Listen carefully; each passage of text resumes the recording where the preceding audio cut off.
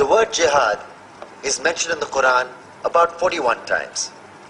The words mercy, peace, and compassion are mentioned about 355 times. Yes, come in. Come on in, Riaz. Sit down, please. Contrary to popular belief in most Western cultures, Islam is a religion that preaches peace and tolerance. Yes, Patricia.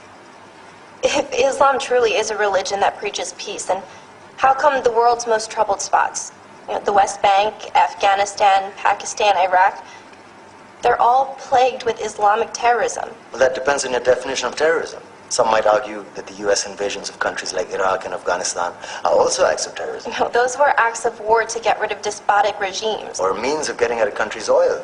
Conspiracy theories. Well, may I? Yes, please. Go ahead, Riaz. Mr. Khan is right.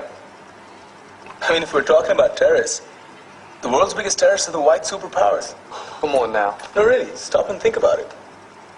Explain 9/11. Okay. Do you know how many people died in the Twin Towers strike? Around 3,000. And do you have any idea how many people died in the bombing of Afghanistan? Take a wild guess.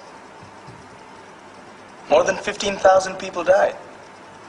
And that's just conservative figures. About 50,000 tons of explosives were dropped on innocent civilians. Men, women, children. Yeah, but that was because of the Taliban. Now that you brought it up, did you know that the Taliban was a creation of the CIA to fight the Russians? Whatever. They were still harboring terrorists. Yeah, right. Terrorists that were never found. Just like the weapons of mass destruction that were never found in Iraq. Do you want to get into the death toll in Iraq?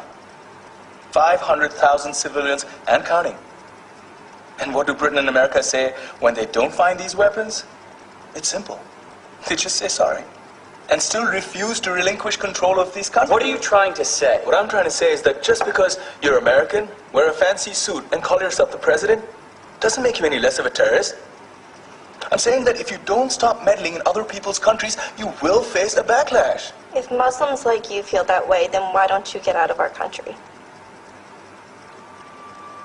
We will. As soon as you promise to leave ours.